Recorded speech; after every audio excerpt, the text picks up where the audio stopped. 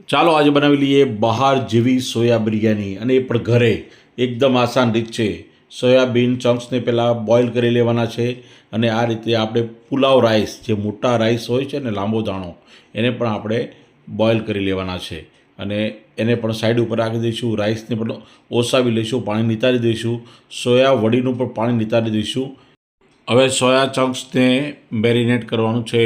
દહીં એડ કરી દઈએ, આદુ મરચાં લસણની પેસ્ટ એડ કરવાની છે, લાલ મરચું પાવડર, હળદર, થોડું ધાણાજીરું પાવડર અને થોડો સોયાબીન મસાલો અને સ્વાદ મુજબ મીઠું અને થોડી કસૂરી મેથી, અને આ બધું જ એડ કર્યા બાદ બરાબર એને મિક્સ કરી દેવાનું છે.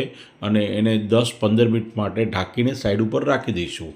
અને ત્યારબાદ હવે આપણે એક વાસણ લઈશું, અને એ વાસણમાં 1 ચમચો તેલ એડ કર્યું છે. ત્યારબાદ વઘારના મસાલા એડ કરીશું, તજ, લવિંગ, એલચી, જીરું, અને ત્યારબાદ ડુંગળી એડ કરીશું. બટાટા, ગાજર અને તમને જે પસંદ પડે તે વેજીટેબલ અંદર એડ કરી શકો છો. અને ત્યારબાદ બધું સાતળી લેવાનું છે, અને એકદમ સોફ્ટ થાય ત્યાં સુધી સાતળવાનું છે. અને ત્યારબાદ આપણે મેરિનેટ કરેલા સોયા ચંક્સ એડ કરીશું, અને એને પણ આપણે 10 મિનિટ માટે કૂક થવા દઈશું. કૂક થયા બાદ 50% જેટલા સોયા ચંક્સને આપણે બીજા વાસણમાં કાઢી લઈશું, અને ઉપર આપણે કસૂરી મેથી એડ કરીશું. અને હવે આપણે લેયર બનાવી લઈશું. એક લેયર રાઈસની, એક લેયર આપણા સોયાબીનવાળા શાકની. આ રીતે આપણે બનાવીને પછી એને ઢાંકણ બંધ કરીને એલ્યુમિનિયમ પેપરથી સીલ કરી દઈશું.